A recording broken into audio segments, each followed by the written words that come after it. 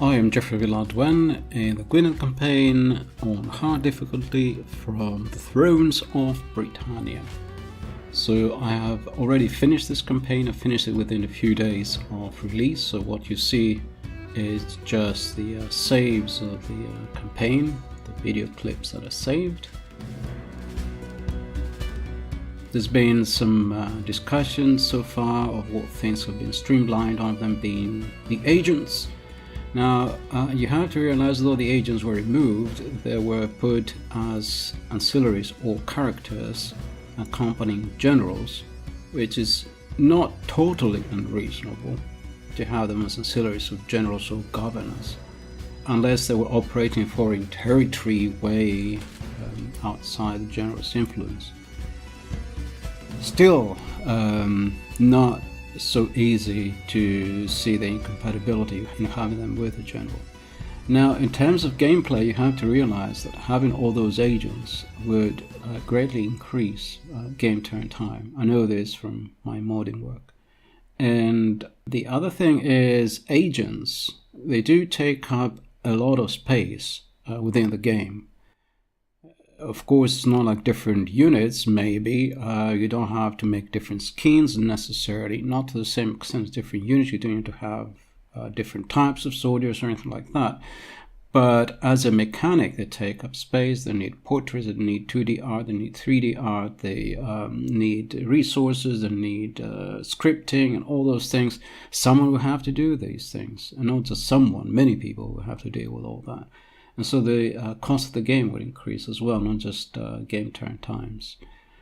So you have to consider how important are they. Basically, the mechanics are more or less implementing the system as it is now in terms of the strategy value of them.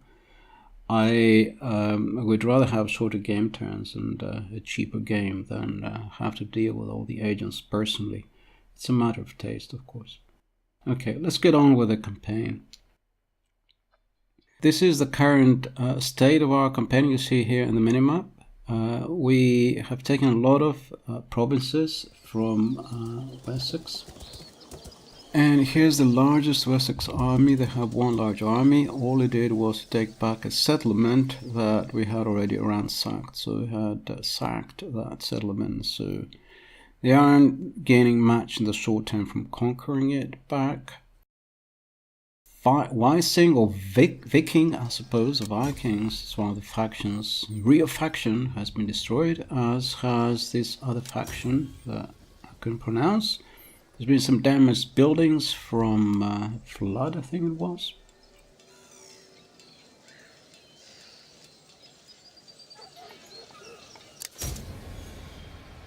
So we lost Shaftesbury in Dorset, but we're controlling some other areas. So Dorset is contested at the moment. We have most of Dorset, in fact. And Dinkard is now imbecilic because he hasn't built any libraries. Dinkard, where are you? Where are the libraries? Where do you live? This is the 9th century AD. No libraries in Britain. How are people going to learn Anglo-Saxon?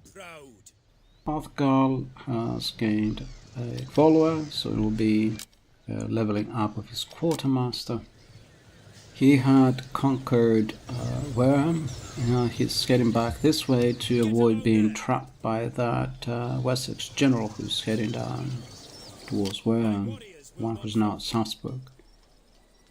And our king is moving towards this place here, Exenceaster or something. Attack! So taking another settlement, they've taken a settlement, we've taken a settlement. But we have a lot more generals out and about, so we're making more progress. And our king could potentially recruit 2 more units. So he's going to get some scout horsemen. Our spirits are resolute. And here's Maddox. He was Oxford. He was strengthening his army. He's gone over to attack Dorchester. Unfortunately, Dorchester has a very strong garrison, and we are in fact weaker than the garrison. Let's hope they sally out. We'll build some siege engines and keep Dorchester under siege. There's no threat within striking distance in any case. Here's a Sussex general. He is approaching the solitary general called Levark, who's down here in the south. Here's Guildford.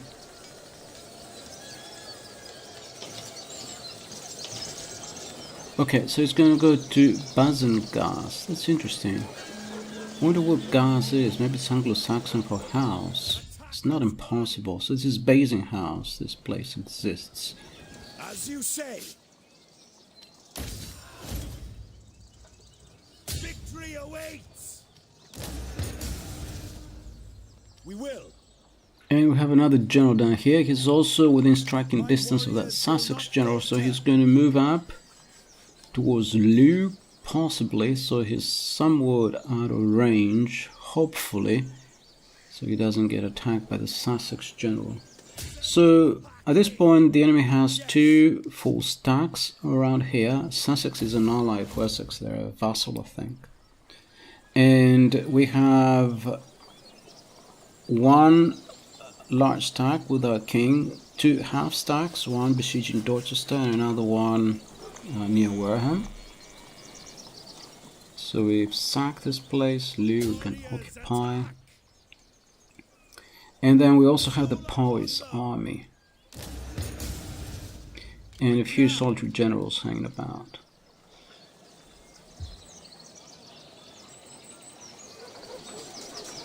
We have set the main Wessex army as a coordination target for our allies. But there are rebels now in Saesylwig. Some rebels have turned up in Wales, so we have trouble at home, not in our territories, but in Saesylwig. So we've generated another general here. He's going to just behave in the same way, just going around taking settlements, sacking them to cause issues for Wessex. And of course we have some enemies to the north. We have Northumbria and some other elements, Harborg and so on. So we have our hands full at the moment. The situation could turn against us if the northern enemies head down south. Your choice is simple. Peace or annihilation. Okay, so Wessex are offering us peace. They feel under pressure because the northern factions are not helping them, our northern enemies. Either way, I'm sure we can win. Peace or no peace. But I think right now I'd rather deal with some issues, and so I'll give them peace, I think. We can take Exeter, which is in the hands of rebels. We can eliminate the rebels in Wales, in Saesylwig, so I'll accept the peace treaty. I think Wessex is going to be weak now. We've taken so many settlements from them. They won't be able to stand back on their feet. So they have this general here who is raiding our provinces, Southampton. It's a good move from the AI.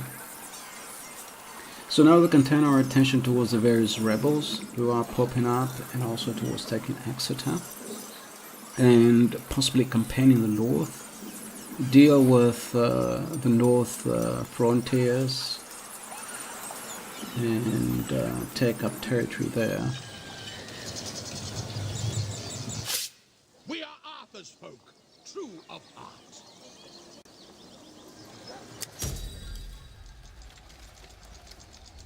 So Madog will have to lift the siege of Dorchester. Serve you well.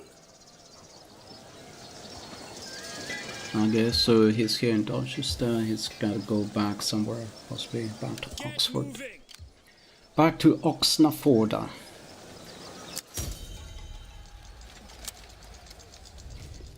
And Southampton has been raided by that solitary general here.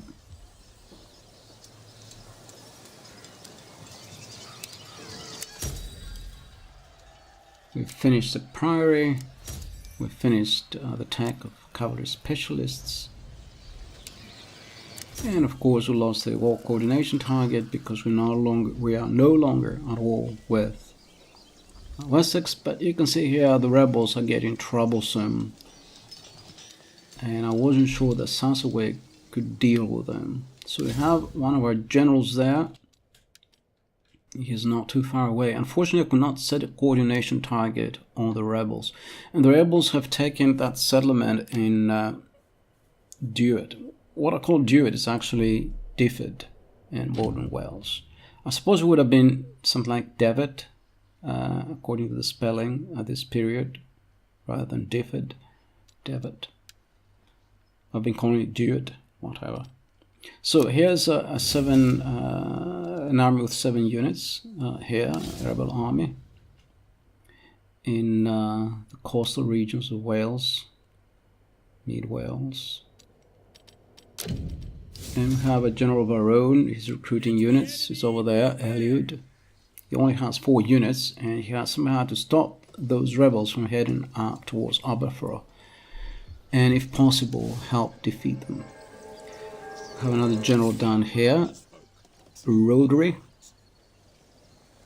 And so Rodri is coming up to help Eliud. Together they will have 7 units. They might manage that army on their own if that army doesn't grow in strength. And here is Morecambe in around Derby, or maybe that's the other general, the King's Captain. So we have 2 good generals up there towards Tamworthig.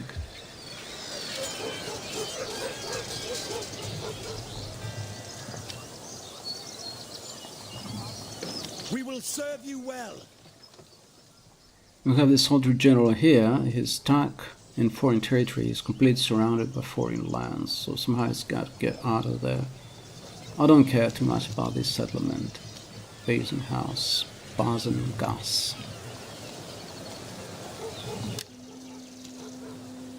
The easiest way to get him out of there is to disband him, so you won't have to cross foreign lands or neutral territory. Every man will do his duty.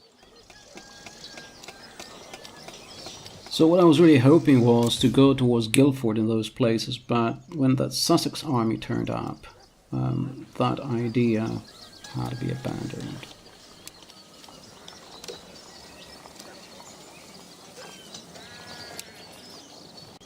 So Tudors has low loyalty, so we're giving him a nice state, so he's okay now.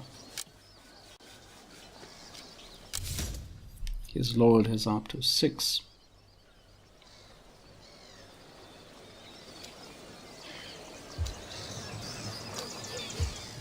So we've taken most of the coastal areas of Wessex, which is good, as long as no Vikings turned up here in the south. So there's Arthgal, the general in the south. He can start thinking of laying siege on Exeter, Exenceaster. And our king will have to do the same. Unfortunately, our king may need to trespass. Otherwise, he has to go by sea over to Wackhead. My warriors will not falter. My warriors will not falter.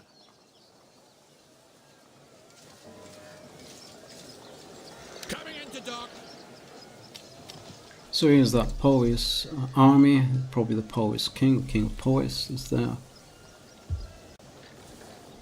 The problem with setting the coordination target on that Welsh army was that the king of Powys left Powys, and so now Powys is open to these rebels, so they decide to attack one of their settlements.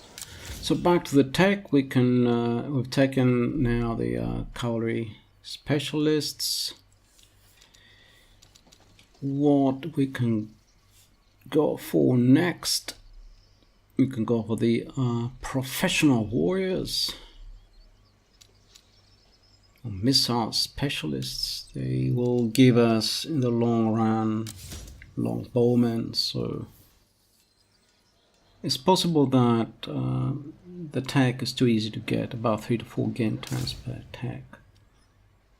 If Creative Assembly makes the game longer, then slower tech acquisition would be good.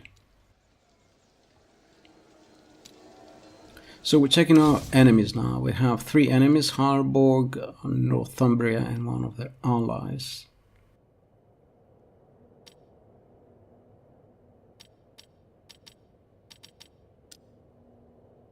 And that's a lot better than before. We had to deal with Sussex and Wessex.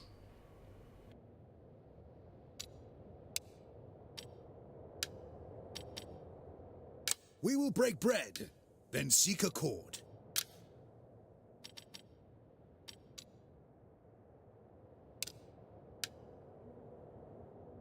Tuatha De Muma Persuade me. are not interested in a treaty.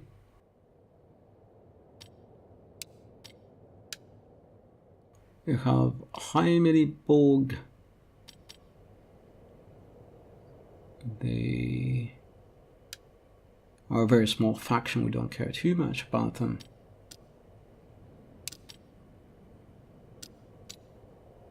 It's very hard to keep the flow going, because I also have to think what to do. This was my first campaign.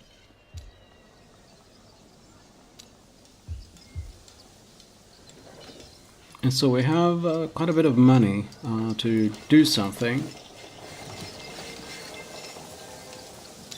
So Tamworthig is a kind of military place for us. They had that blacksmith that helped get armor there. And so it would make sense to continue that chain and make this a kind of military place for recruiting units.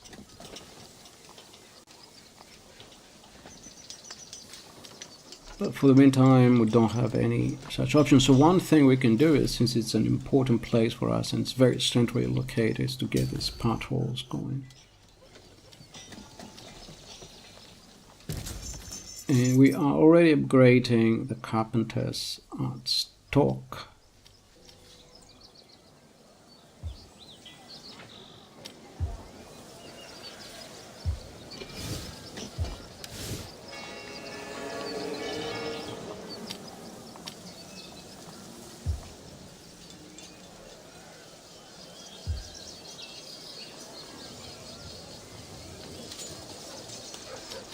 Okay, market looks like a good option. We're already building something here, so the market will increase income by 15% of this sheep type building in one of the minor settlements.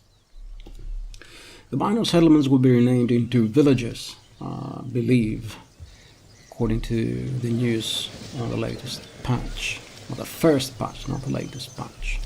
The first patch. So grain exchange, trading parts of grain exchange is a potential option, maybe not.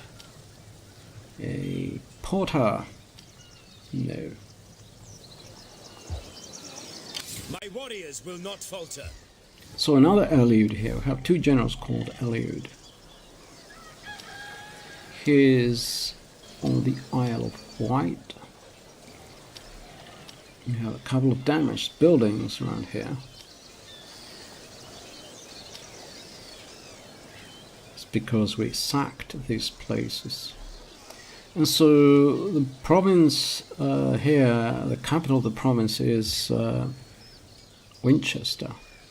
Exenceaster. That was the capital of Alfred the Great,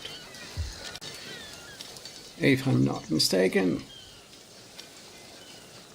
And Gwined is something of a commercial place, so but also has these fisheries and all kinds of things. But the capital itself is a kind of market-based commercial sort of hub.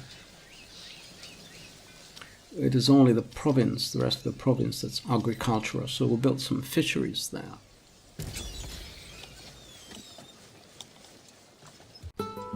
And Steinborg, one of the Danelaw factions, I believe has been destroyed. Heroism. It's a message about heroism. Sudria is at war with Hallerborg. Pius has made peace with Devet, or Duet, or Diffid. Artwale now has a carpenter working for him.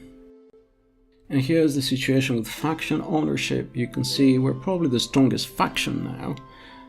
We have taken many provinces away from Wessex. We have weakened Wessex considerably. And here's a diplomatic status. Our faction is in yellow. Red are rebels and enemies. To the north is Northumbria, one of our enemies. Wessex and Sussex and Kent are now neutrals, and friendly factions, allies, including defensive allies, are in blue. Here's the attitude towards our faction. All our allies are positively minded, and former enemies are in red, including current enemies, the rebels, and Northumbria. Here's the wealth. Some provinces are wealthier than others, and public order is mostly at a decent level, nothing too serious, and food has its ups and downs, different food production in different places, as you might expect. So we're now in the summer of 889 AD. We finished a farm in Stafford, in Staffordshire. Cadwallader is enchanted. He has an aesthetic attitude towards things, or something like that.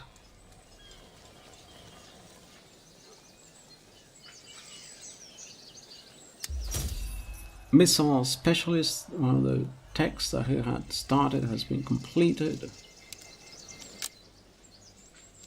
We can move on to the next thing. You can go for missile drills and tactics, the next tech up. Or we can choose something else, for example, defensive tactics. That seems more useful. We have a lot more units that are melee units compared to archers. Honor and glory. And so our king has made it over to this place, Wycket, and now he can come down to Exenceaster and put it under siege. Strike them down. And we also have this other general here, Arthgal, with Arthur's champions. He can also reach. So our king can have reinforcements, and so then we'll have enough force to take Exenceaster. We are Arthur's folk, true of heart. You're Arthur's champions, after all.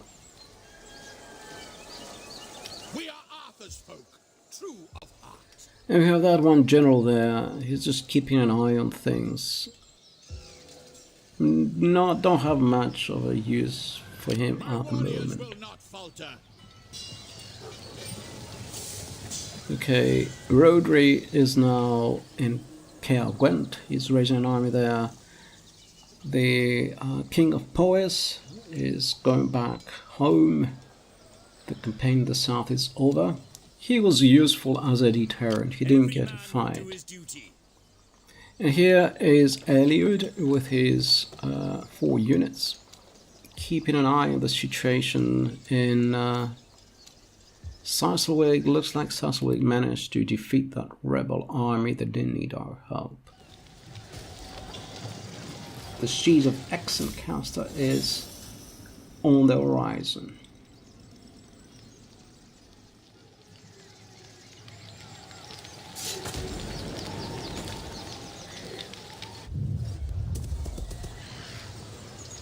Okay, end of turn, end of summer of 889. That full stack, that Wessex army has trespassed onto our lands. Well, it was their lands, so I understand their hard feelings. We have a Mede army out at sea.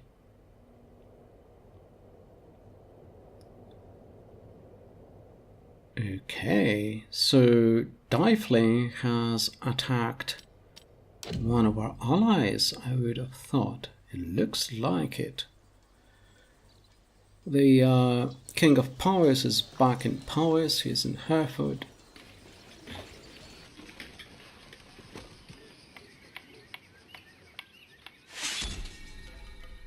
So we have a new mission issued to capture a settlement, and that will increase treasury and heroism. I'm not worried about that. Viking Sea Kings, we have to destroy Dyflin and Sudria, and if we manage that we'll get plus 10 heroism. Is that all? So here are our dominions. He's land idlers with that army under Eliud. We're in the autumn of 889 AD. Powys has made a truce with Kent, who were an Essex vassal, a Wessex vassal rather. They've also made truce with Wessex. A couple of other factions have made truce with each other. The war has died down in the south. Gwined is now at war with Dyflin, as is Powys. And Peder has now also a carpenter. He has been busy building something around Chester. Here's the situation in the south, in Dorset. We have a disloyal General Eliud, so we'll give him an estate. There's something up for grabs down south at Stimmington, nothing is said. So Eliud is now happy. Rodri's son will prove his worth. Back to Exenceaster. What I'd like to do at this point is get Afgal, this other general, onto boats, and he can attack Exeter from the sea. He can attack the harbour if he will reach. Let the enemy beware.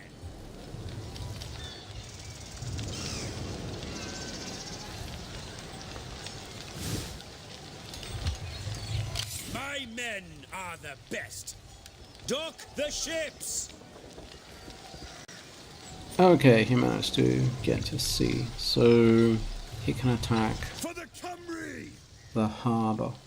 Now our king will attack the walls. Strike them down. And we have very clear advantage. But it would be nice to do a siege, although we have such a clear advantage. So I'm going to fight this siege on the battle map. The garrison is severely depleted for some reason. Who knows why. But the rebel army, the main army, is quite strong.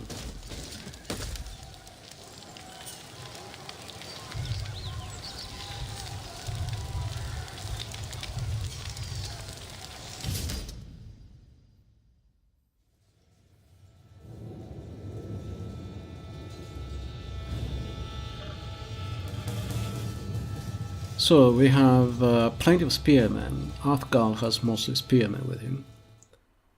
And so has the enemy. We also have some heavy units. So it's a foggy day. And I'm okay with that. So here's Honorot, or Honorot, with his nice army. And we're ready to attack. Soldiers! Tonight we dine in Exenceaster. Our reinforcements have arrived. And now that our reinforcements have arrived, we are ready to go into fight. And if we don't dine at Exenceaster tonight, we will dine together at the Royal Hall of Honor to battle them and glory.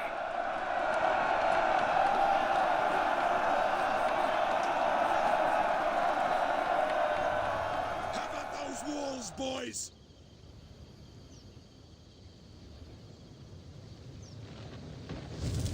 And I had put here some of these units to take cover behind these houses, which were somehow set on fire. I guess it's some kind of sabotage, or maybe the defenders shot some flaming arrows.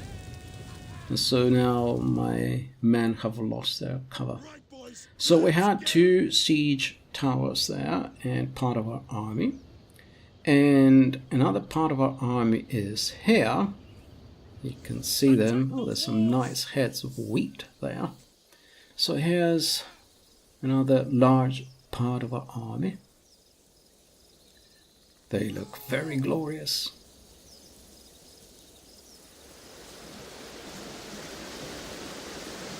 Put the eastern mongrels in their place. So here is Athgal with his spearmen coming on these long ships, and the ships look amazing. The sails are billowing in the wind, and there's this kind of waves and splattering water. It's wonderful. The animations are wonderful. The flags from the top, the ropes. Heave ho!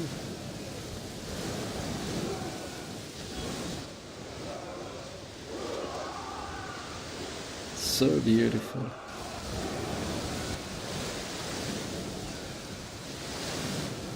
These long ships are amazing.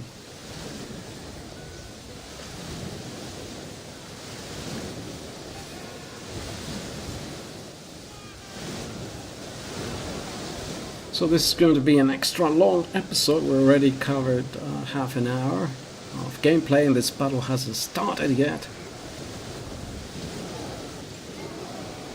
The water, the seawater is amazing. So that ship ahead of all the others is our archers.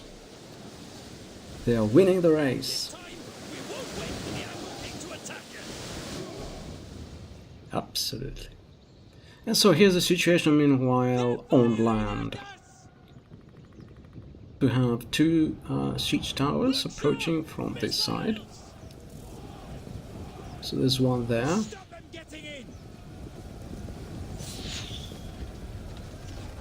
And there's another one here in the trees. It's very well camouflaged.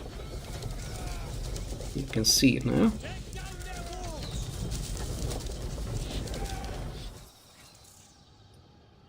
And the enemy has brought quite a few units here. You can see there are a couple of units on the walls and a few units down below. And here are 2 more siege engines. So here on the left. And here the enemy doesn't have so many units. Most of the units are on this side. So most of the enemy strength, most of the enemy army is on this side. True Britons forever. And our archers have already disembarked. The other ships are coming up. The graphics are amazing. I find the sea battles are quite amazing. I really like them. Not just here in Thrones of Britannia. Most sea battles. I find them very interesting. Okay, to shore. So we are dispersing our spearmen. There's not enough room for them to disembark in the same place. So they will attack from 2 sides. Over here is the enemy general. He's at the center of the settlement, as it usually happens at the main capture point. And most of the enemy armies here, our siege towers have already reached the wall, and our men now are jumping onto the walls, and the fighting is about to start. The enemy has some archers over there. Our ships continue disembarking their men. More and more men are coming ashore.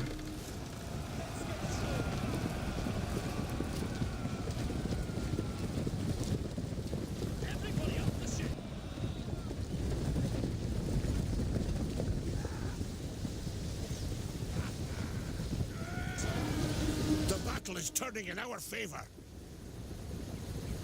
So there's quite a force now here on the seaside. Let's get ashore. So, as I said, we divided Arthgal's force into two. There's some units down the left.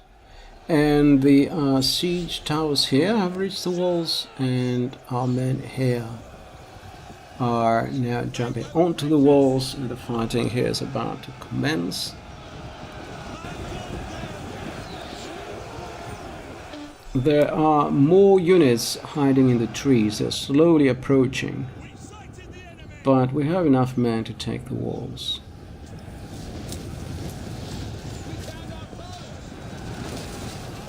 So here's the side where the enemy is strong, on the left side of the walls.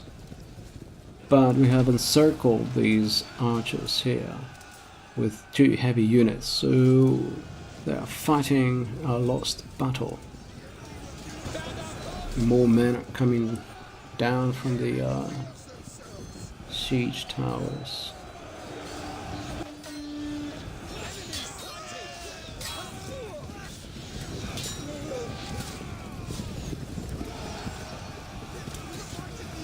The battle is turning in our favor. Because of the many units, there are really very many units in this battle, and it's a big settlement. Sometimes there's some breaking up and low frame rate, but it's not so bad, and I've made some work since to optimize the battles even more, so frame rate will be a little bit better in subsequent video clips.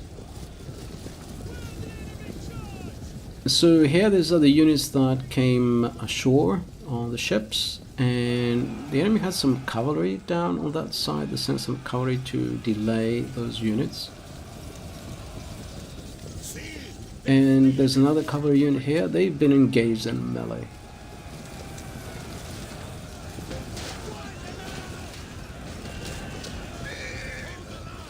We have so many units, the enemy is completely overwhelmed. We are coming in from every side, from all the streets.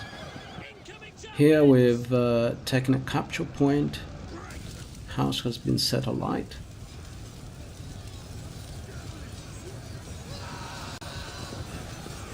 The settlement is on fire. Several houses are burning. Here's the fighting on the other side. This is where the enemy was strong, and so we were struggling a little bit here because it takes time for the units to go up the siege towers and then down the walls. And down here the enemy had a lot of units, and we're trying to capture that point there, because then we can activate the tower. And so we're sending units down below piecemeal, and so the fighting here is quite tense, quite fierce. Okay, we routed one of those spear units. There's another spear unit defending the capture point.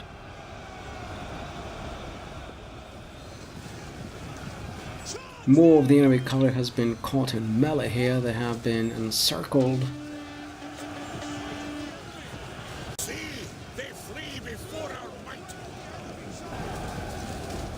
And these archers are now going to shoot at the back of the enemy general. So that is the central capture point over here. And the central capture point is a graveyard. And the enemy general was here. We've been shooting at his back for quite a while now. And his bodyguard unit has been severely depleted. They've lost a lot of men.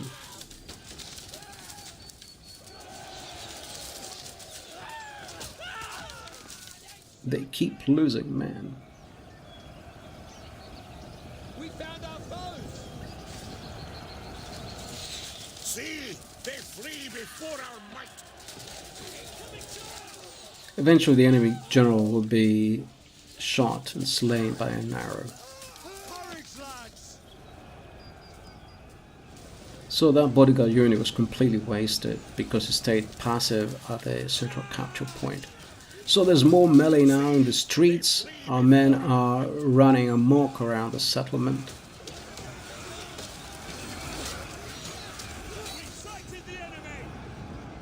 And there are a few units still here resisting, but we're making progress. The enemy had more men here, but we had heavier units.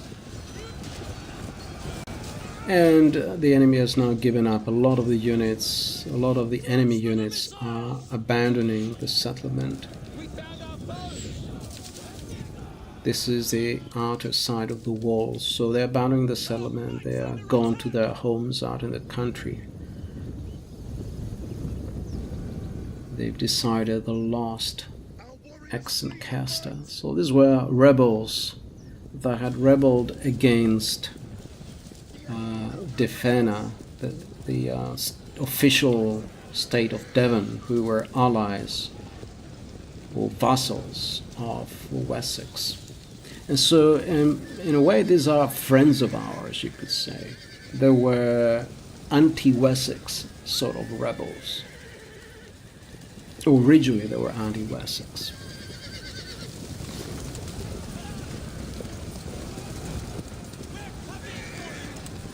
And so we're now taking these people prisoners here.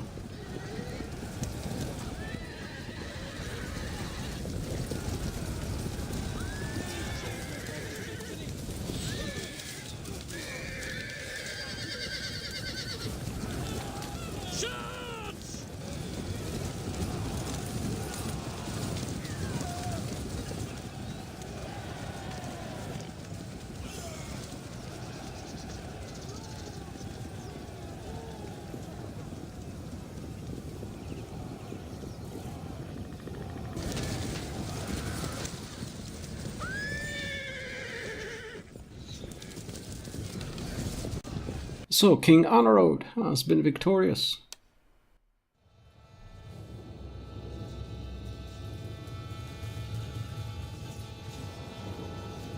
We lost 532 men. That's realistic, I guess. Our enemy lost 3 times as many, almost.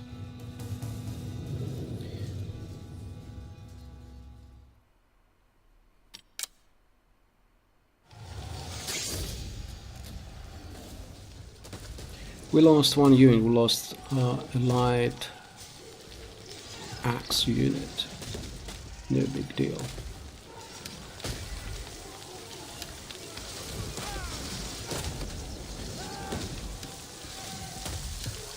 The enemy has been defeated. Of course, we have the option to liberate, but we'll keep things under control and annex Devon and Exeter.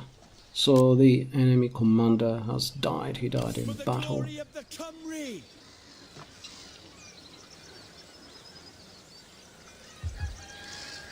So what I think now is all of Devon belongs to us, along with all of Cornwall, all of Wales, and part of England. Okay, unfortunately Arthgal cannot reach the shore, cannot reach the harbor somehow. He has to stay at sea. And we will just occupy Exeter rather than liberate. And that was the end of episode 9. Thank you for watching.